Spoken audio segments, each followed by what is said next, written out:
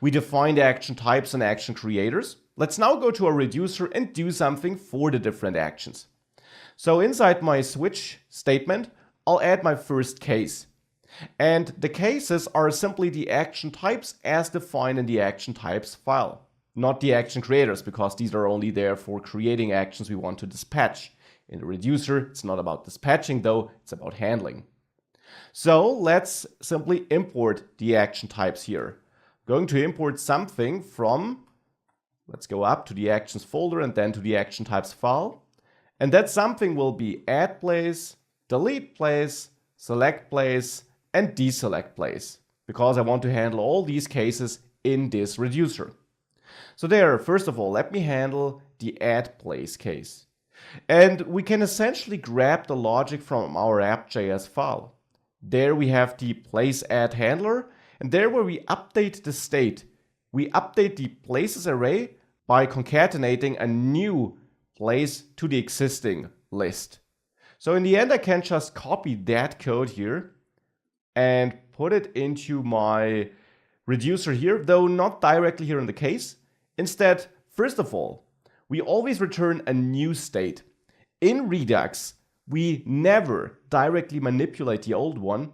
We always return a brand new state, and this will replace the old one. This concept is called immutability, and it makes sure that our application is predictable and that we don't mess around with the old state and therefore maybe add something which isn't picked up by the rest of the app or something like that. So here we return a brand new object which represents our state.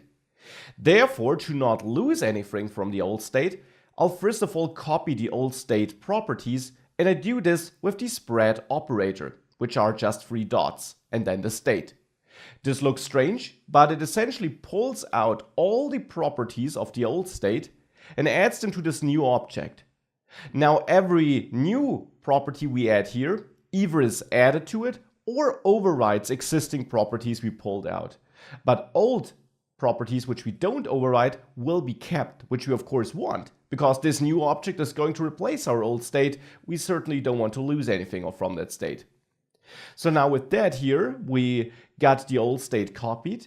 Now we copy in the code we had from app.js, where we override places. We use the same name here for our property, so we can keep that. And then we take the old state, not previous state, state, places, and concatenate our new state. We don't use place name here though, but we use action. And now let's have a look at the action creator, which property we're eventually going to receive. That's going to be a place name property, because that's the action we're handling. So let's pick place name here on the action. This now is the logic we need to create our new state. Our new state where we update the places. Now that's the add place case. Now let's add a case for deleting a place. And again, let's have a look at the app.js file. There in the place delete handler, you see that we update places by filtering, essentially removing one element from the old places, and then setting selected place to null. So let me copy that too. Let's go back to our places reducer in the case here. Let's first of all return a new JavaScript object where I then simply again copy all old state properties. And then I'll copy in I paste in what I just copied. We override places by reaching out to state, not previous state, state, places, and filtering it. And then here in the filter, we compare the key of the place we're currently looking at. Keep in mind, this function is executed on every element in the places array. And we compare that key to the selected place key. Now for that, we can reach out to state, have a look at the selected place, and access its key. Since the delete action will only be dispatchable from within the modal, we will always have a selected place. And thereafter, we also set selected place to null. So now we added the delete place case. Let's now add the select place case. And as always, let's simply return a JavaScript object there first of all.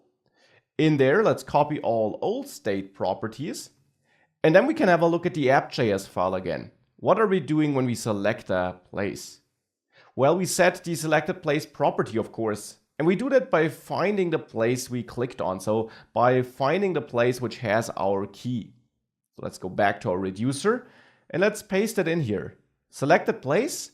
We reach out to state places and we try to find a place where the key matches the key we actually receive on our action. So let's have a look at our action creator again for selecting. There you see we'll have a place key property. So let's use that property in our reducer. There we reach out to action.placeKey. With that we have the logic to select a place. Now let's add a last case for unselecting a place. There we also return a JavaScript object and copy all old state properties. And unselecting then is super simple. We just set selected place to null like this. And with that, our reducer is looking good. With that, we got a reducer where we can handle all these cases.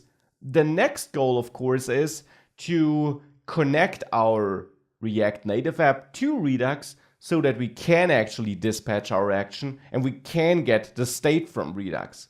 Let's do that over the next lectures.